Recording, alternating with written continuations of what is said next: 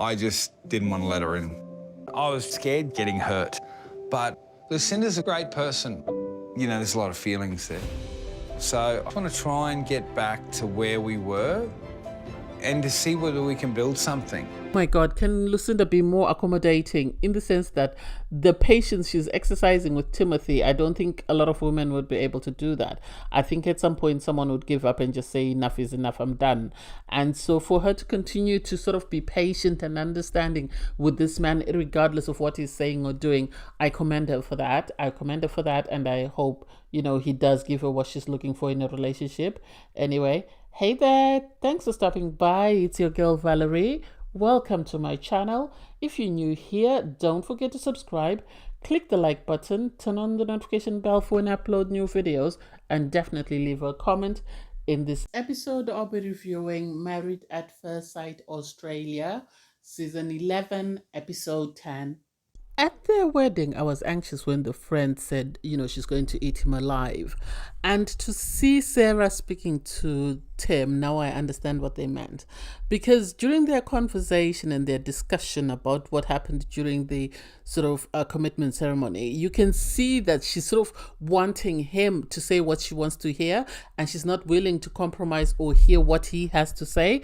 Because obviously Tim lets it be known that, well, he sort of hinted at it during the commitment ceremony when he said, Sarah refused with her mobile. She wouldn't give him a phone for him to look through, even though that was part of the challenge.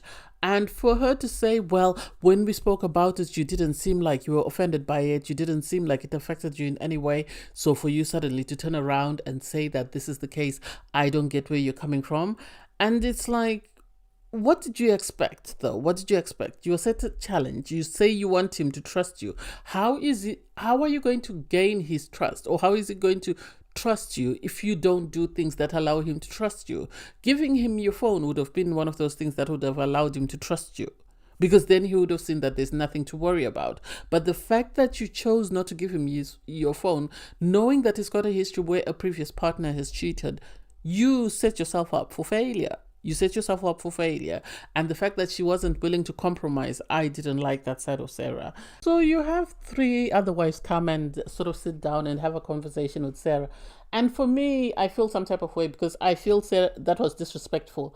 I feel Sarah should have waited and had a conversation with her husband first before speaking to the ladies. I think she should have told them, we're in the middle of the discussion with my husband. Once we've finished, I'll give you guys a shout and then we can meet up and have sort of our debrief. And all they did during their debrief was just laugh at the fact that, Collins, the way he was behaving, his performance and everything else that went on. And I don't think that was that more important than the conversation Sarah was having with her husband. That's just my opinion. Because she sat down with Eden, Tori, and Lauren, and it's like, it's not like you guys are doing anything to help one another. You're just here drinking alcohol and laughing at, the commitment ceremony and what you feel or what you felt went wrong. And then you have Timothy and Lucinda sit down for a chat. I feel like, I think Timothy is self-sabotaging in the sense that I feel like he knows that Lucinda is what he needs. He knows that Lucinda is the best person for him, and yet he's decided to self-sabotage and try and do anything and everything within his power. That way that relationship doesn't succeed. I don't think he feels he deserves to be loved by anyone. I think he feels like, he should have been matched with someone who was just as lackadaisic as himself, because Lucinda's asking him for clarity and he refuses to give her clarity, knowing that is going to turn her off. And I've said this before and I'll say it again. The moment Lucinda's turned off, it's going to be very hard for Timothy to come back and win her over, because I feel like she's going to move on because she says she has a lot of self-love and self-respect and she's not going to put up with anything. I'm really trying not to cry, but Lucinda is winning me over. And I'm not the one who's married to her. Because Tim, after he stormed out, she didn't run after him. She didn't shout. She didn't scream. She waited for him. He came back. And when he came back, he looked like a lost puppy. And the fact that she sort of disarmed whatever, anger he might have had, packed up just in case she attacks him.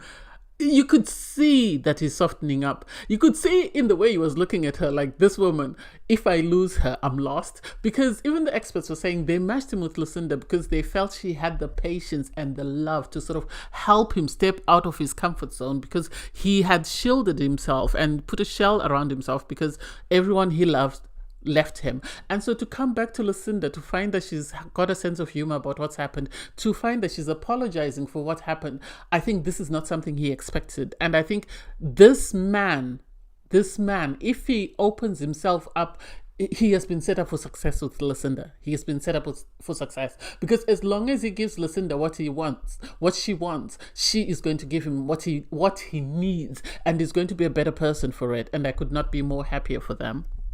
Lauren is very nosy. She's always going to crack me up. So she's speaking to Jonathan about the fact that, she feels like Jake didn't say everything that needed to be said, or he wasn't addressed, or he wasn't held accountable. I feel the same, because everybody at the commitment ceremony was shocked with the way Tori responded when she was asked, how do you feel about all that has happened, in the sense that he was speaking to the experts while he was still dating someone, and then he broke up with the person as soon as he knew he was going to be on the show. And for her to say, no, I'm okay with him and I trust him, it doesn't make sense. Obviously, they show her speaking to Jack. I think Jake is sort of just telling her what to say and sort of getting her to behave the way he's manipulating her, more or less, because he says, I feel like I spoke to the guys at the commitment ceremony, and it's done, and that's the last time we'll talk about it. And those are the same words she's using. I think he's realized her sort of weak points, because she says, I grew up without my dad, so he's never stepped forward to say he wants to have anything to do with me. And so that sense, I think he knows she's afraid to lose people, and I think he's made himself out to be the person that she needed, that she's going to do anything and everything to try and protect and preserve that relationship. That way he doesn't leave her. And for me, I don't think he's the best thing for her.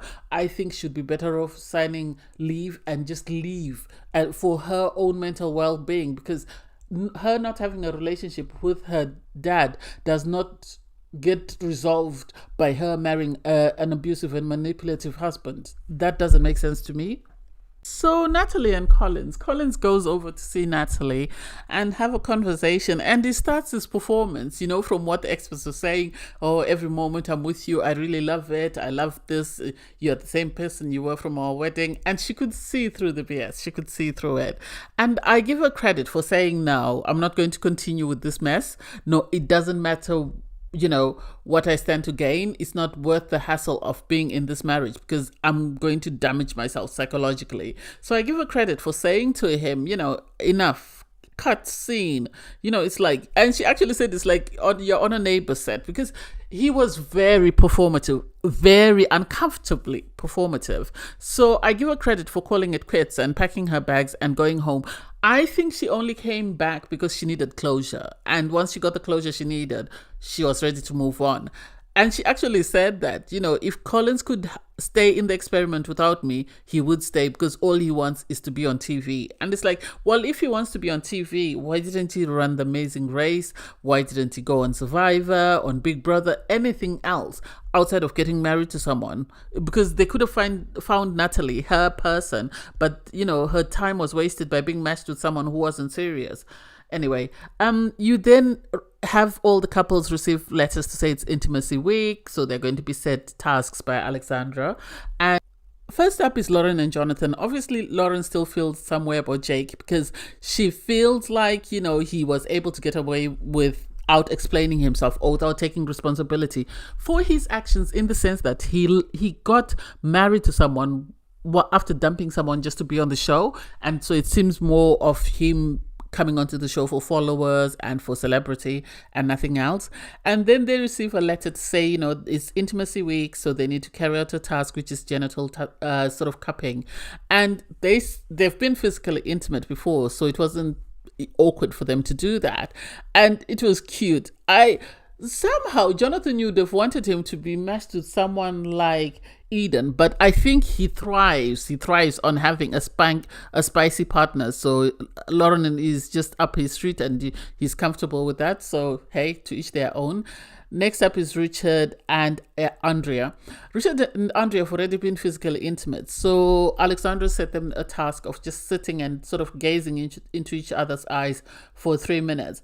And they actually went over 3 minutes. And it was cute to see their excitement, how relaxed they are, how comfortable they are.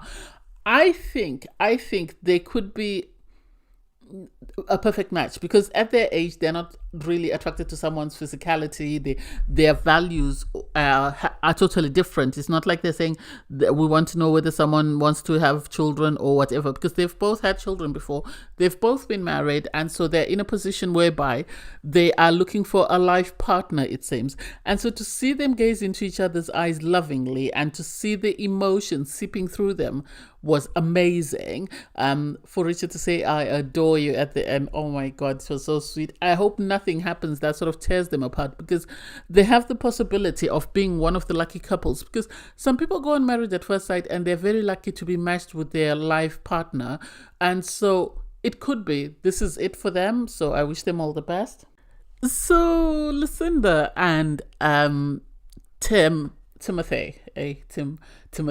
Anyway, Lucinda and Timothy, they, participated in this task of gazing into each other's eyes, which I think they did very well. I was actually surprised. Although Timothy is trying to hide, he knows there is a strong possibility he could fall in love with Lucinda.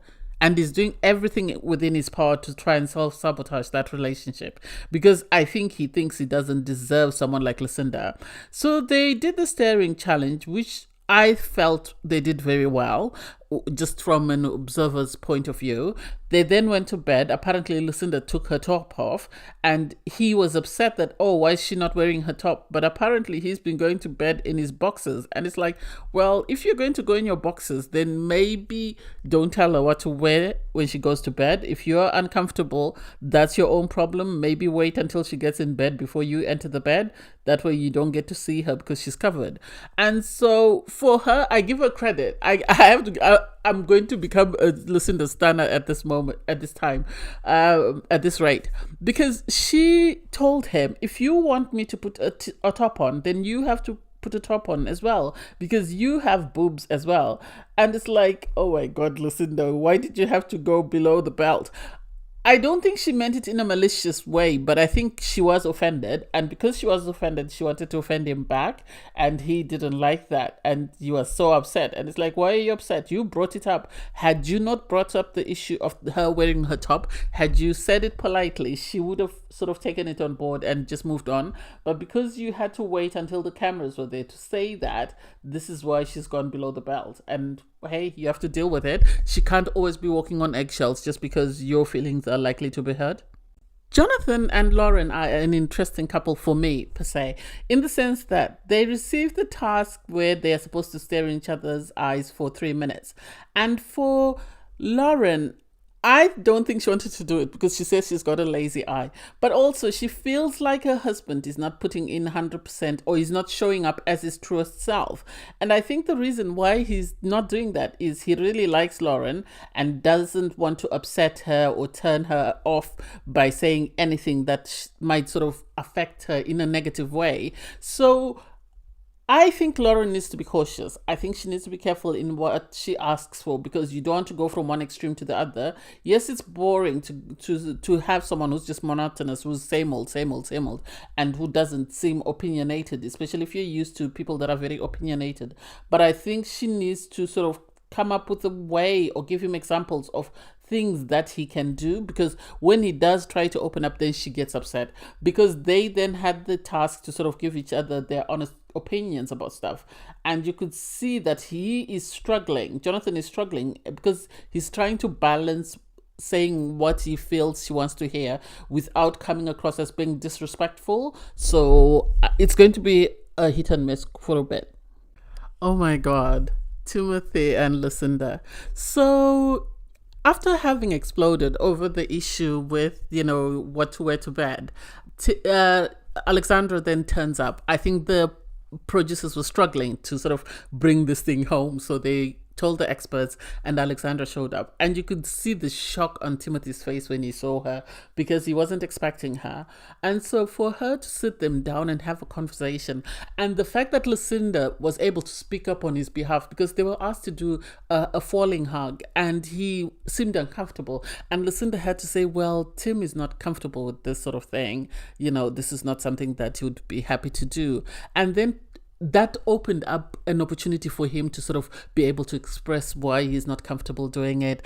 And in his confessional, it was interesting to see that he recognizes that Lucinda is an amazing person, and he recognizes that he's doing things to hurt Lucinda, that way she stays away from him and he doesn't get hurt. And so I've said this before, and I'll say this again. Of all the people in the experiment, I feel that like Timothy and Lucinda, Cassandra and Tristan were matched with the person that they needed. Not what they wanted, but what they needed to be their best version. And if they can sort of go into the trenches with this person and really do the work, they will be surprised about the results that they'll get by the time they leave the experiment. So it was cute to see that after the hug, he had refused to stare into her eyes. Well, he did participate in that, but after the hug, he sort of took a step back and just stared into Lucinda's eyes, I think realizing that, oh my God, I'm going to lose something amazing just because I'm being a jackass. And I couldn't be more excited for the two of them.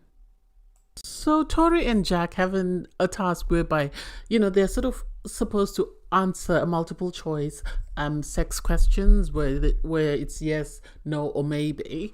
And for me, it seems they align on quite a lot of the answers, but then they get to golden showers and Tori is not budging.